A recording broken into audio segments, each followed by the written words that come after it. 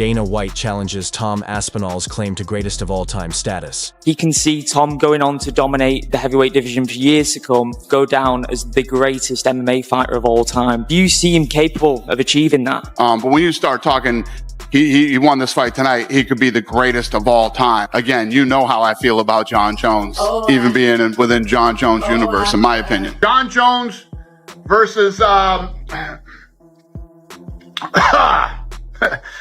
the heavyweight fight will happen.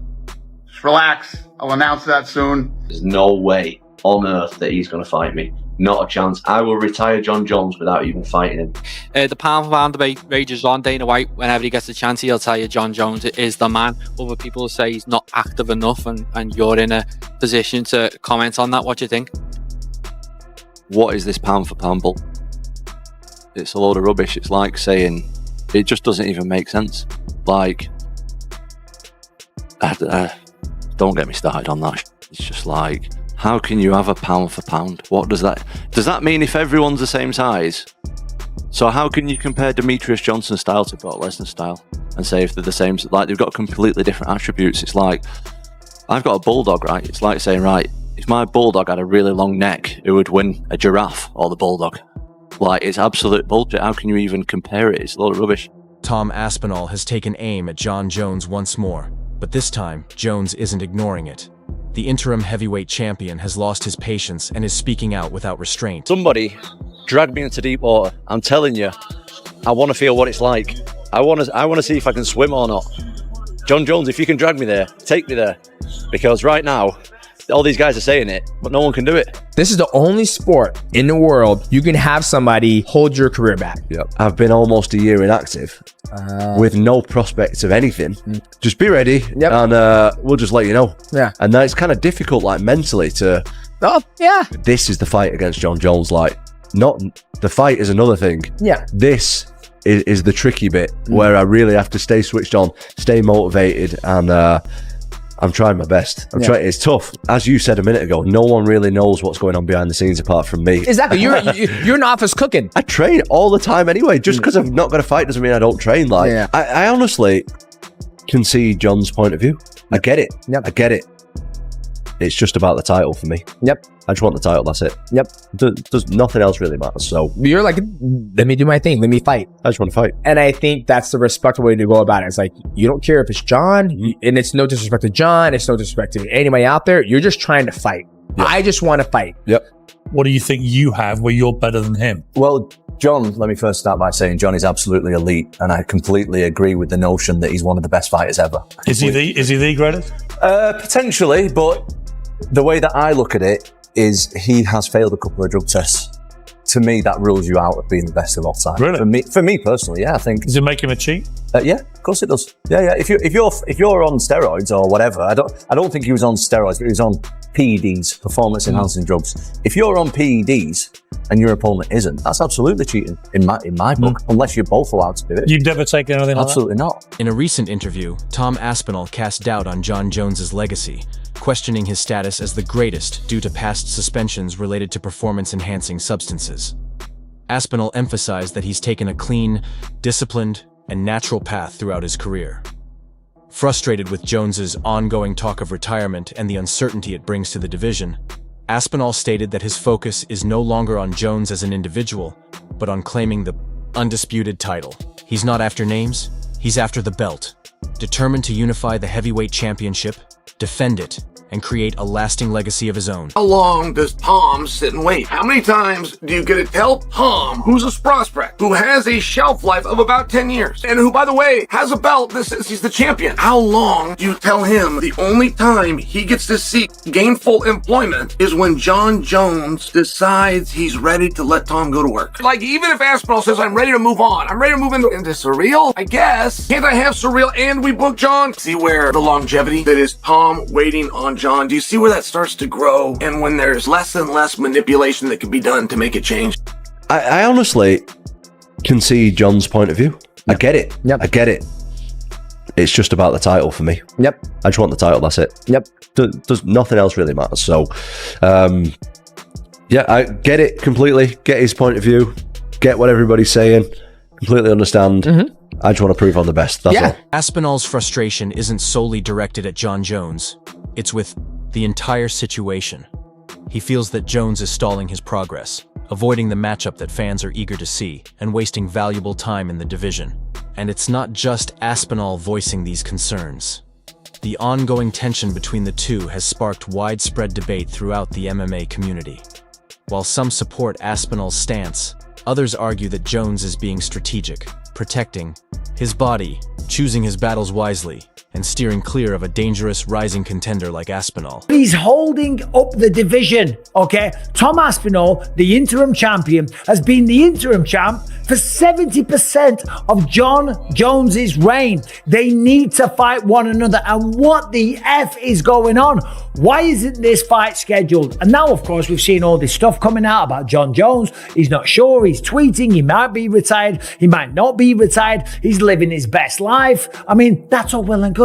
Of course, he's living his best life. He's had a tremendously successful life. He's one of the greatest fighters the world's ever seen, okay? And with that, he's made a tremendous amount of money. Of course, you're living a good life, but as the heavyweight champion of the world, you have a debt, you have an obligation to the fighters, to the fans, to the rest of the division, to your bloody self to prove that you are the undisputed champion of the world. He's not the undisputed champ because there's an interim champion. And I'm not saying this as someone trying to shit on Jon Jones. No, this is just the situation. Now, first of all, talking about living his best life. You've probably seen this right now. He's out in Thailand, he's driving around, he's on the back of someone's motorbike, he's having a good smell of somebody's hair, he's with some Russian dude because Jon Jones and Nate Diaz are filming some like Russian version of The Ultimate Fighter. Jake Shields was there. The guy that was riding the motorcycle comes in, kicks off to, he's still hammered from the night out. He doesn't look like he could fight his way out of a wet paper bag, but he's swinging punches and all this type of stuff. Nate Diaz gives him a slap. Jon Jones is laughing his head off. It's time for him to be stripped. We're going to get to that stage, mate, of defend or strip. Robert Whittaker, one of the greatest ever, said, honestly, who cares now? I'm done with waiting. It's like Elder Scrolls 6. You're going to have to play something else, mate. He says, I don't know how Jon Jones still holds the title. Others see it as outright avoidance, suggesting that Jones is fully aware of how dangerous Tom Aspinall is and simply doesn't want to take that risk. You are ducking. You're ducking the opportunity. You're taking that opportunity away from someone else. You are robbing someone else of the same opportunity and the same dream that you have already realized and lived. That is selfish. That's not how the game works. And so it's on the UFC to make the call. Make the call. And you know what? They may have already made the call. And it may be happening at MSG and we're all being, we're all being taken for a ride here. But honestly, if that is the case, come out and say it. And please tell Tom Aspinall, for the love of God, because by the time that fight happens, if it does happen on that day, it's going to be a year. We're approaching a year since his last fight, and that fight lasted 60 seconds. It is a travesty. It is a crime what is happening to Tom Aspinall in the prime of his life, in the prime of his career. Give up the belt or fight. That's it. Defend or vacate. That's it. It's great. We're all happy for you. I love the fact that you turned your life around. Truly. Trust me, I was there. We did the walk and talk in Albuquerque. I covered it all. It actually warms my heart. But you got to keep the train rolling along. The GOAT debate has only intensified. Supporters of Jon Jones argue that his accomplishments are undeniable. He's held championship gold multiple times, remained unbeaten for over 10 years, and has dominated across 2 weight classes without ever being definitively defeated in the octagon. I go back and forth on what I think the greatest of all time means, but if you want to say like who dominated his division longer than anybody, who beat everybody that was ever any good in his division, and who never lost, that's Jon Jones. The only time you could say he had a controversial decision was the Dominic Reyes fight. That was Dominic Reyes was coming up, he was in his prime, it was a really good fight, a really close fight, but Jon won what I think was a split decision, and then he had a split decision with Thiago Santos. But the bottom line is Jon won all those fights. He wins the heavyweight title too. It's tough to argue he's not the greatest of all time. However, Aspinall's camp and a growing number of fans argue that Jones's claim to GOAT status is tainted.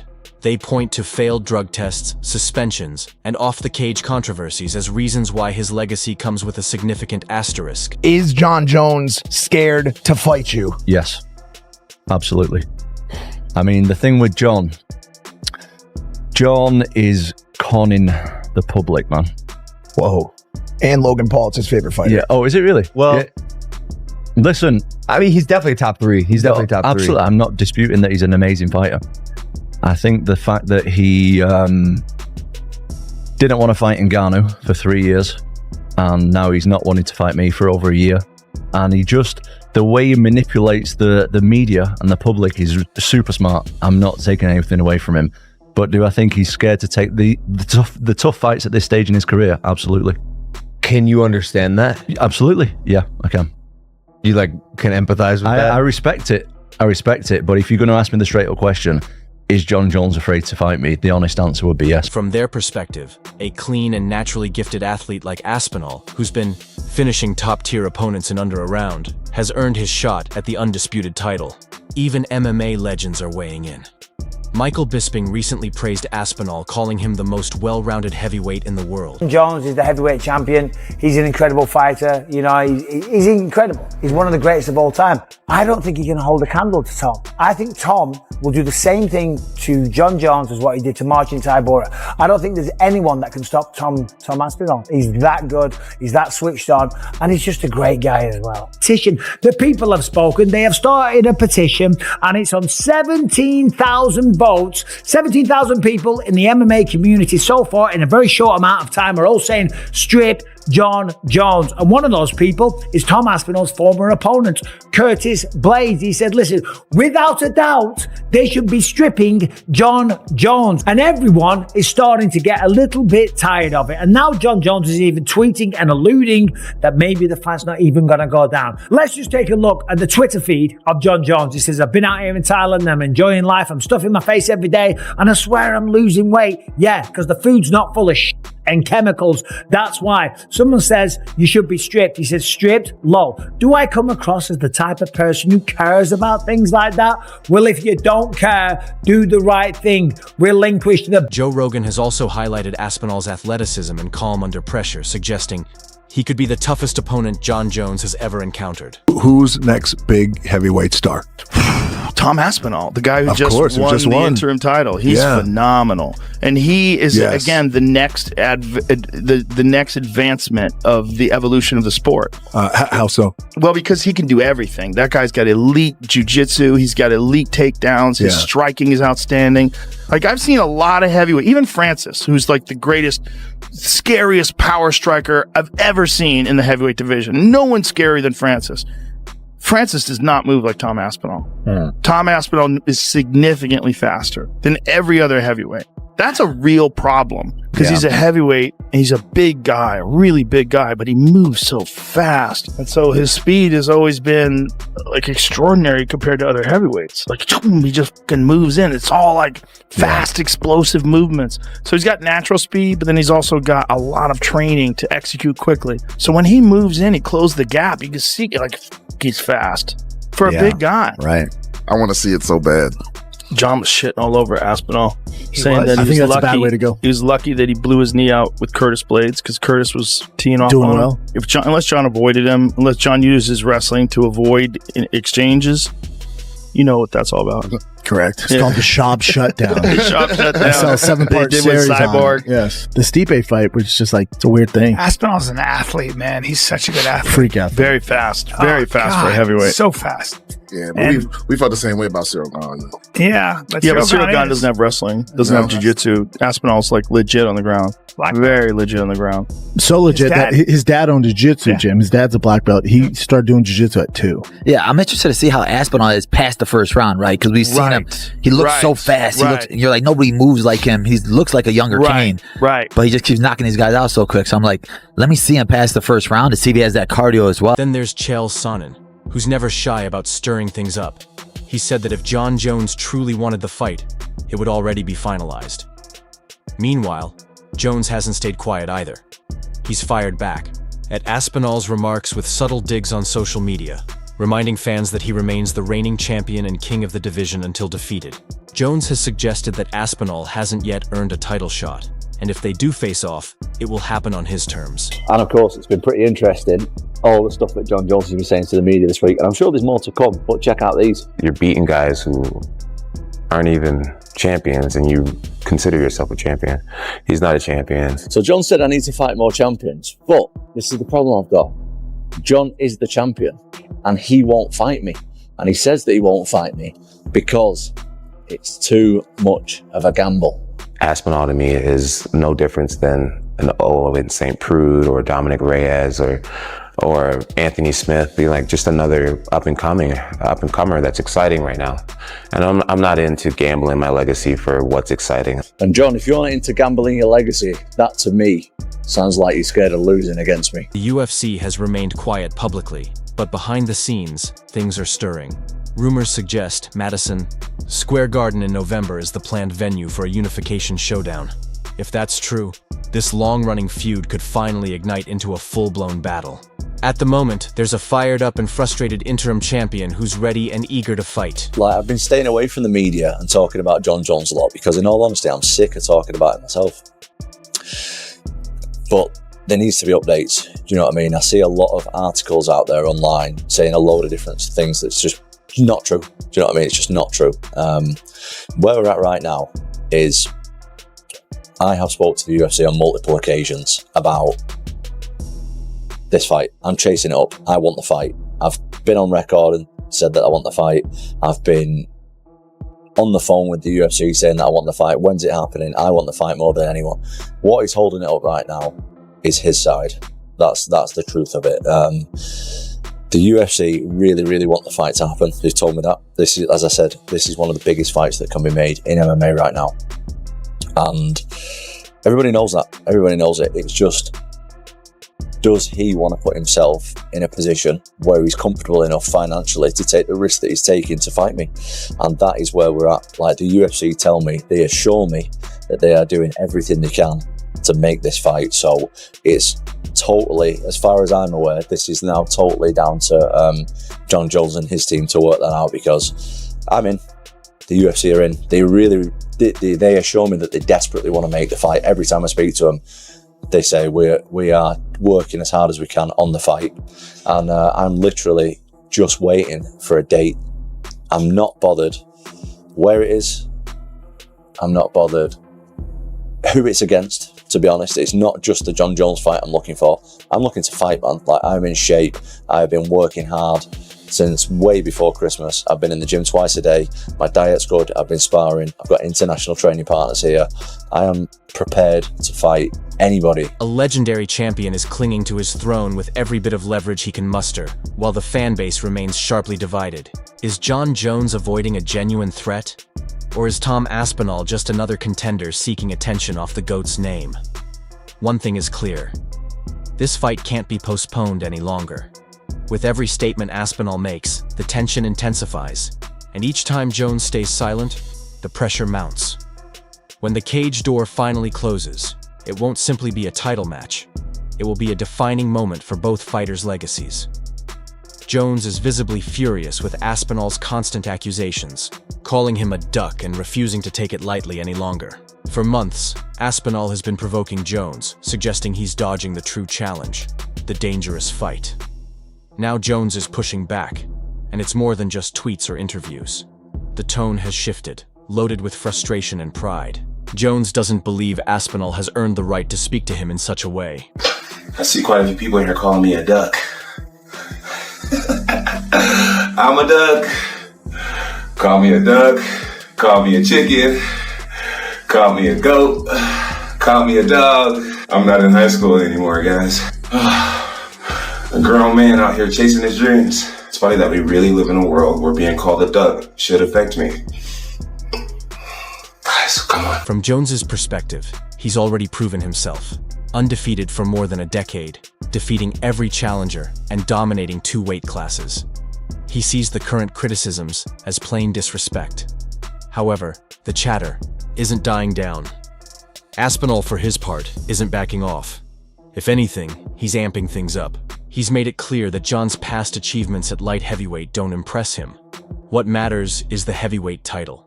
In Aspinall's eyes, that belt isn't truly his until he beats the fighter widely regarded as the GOAT.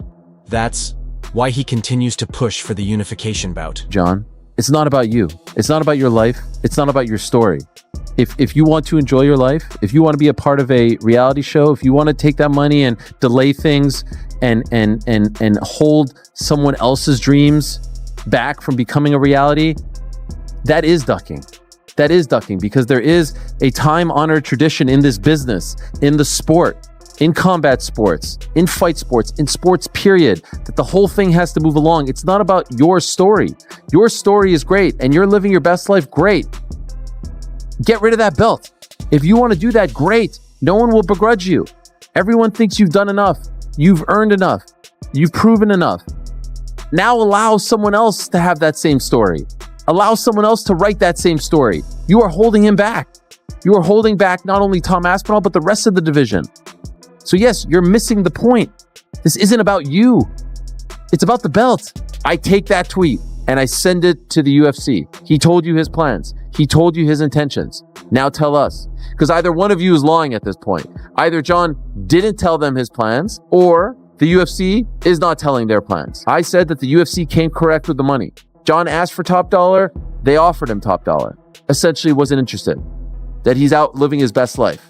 And so now what I believe is happening, as we've talked about ad nauseum on this program, and quite frankly, this topic is boring at this point.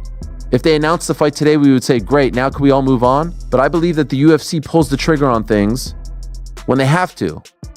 And so they told Ilya, we need that belt because we need a main event for April in Miami. We're taking that belt.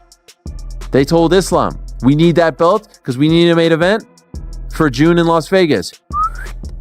Until they are forced with a predicament where they need a slot filled, they're not going to listen to what Jon Jones is saying. But if Jones loses, everything changes.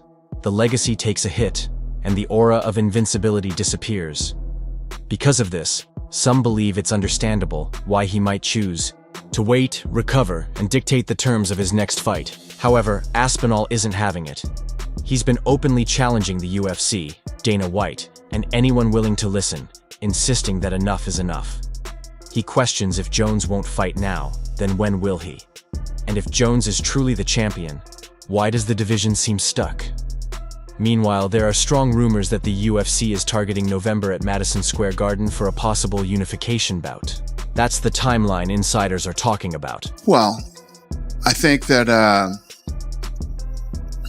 listen, Jon Jones definitely wants to fight. Just when and where is what we're working on now. Do you feel confidence? I think you said Jon. I'm very confident summer on first that fight happens. Yeah. Where do we stand with that fight? Everything you hear is bullshit until we say it. So that fight is still the target for both men. I've said it many times that that's the fight that we want to make this year. Jon Jones behind the scene is not a guy that turns down fights. Would you guarantee 100% we see that fight? Yeah. I'll say 100%. If those plans are true, we could be on the brink of something huge.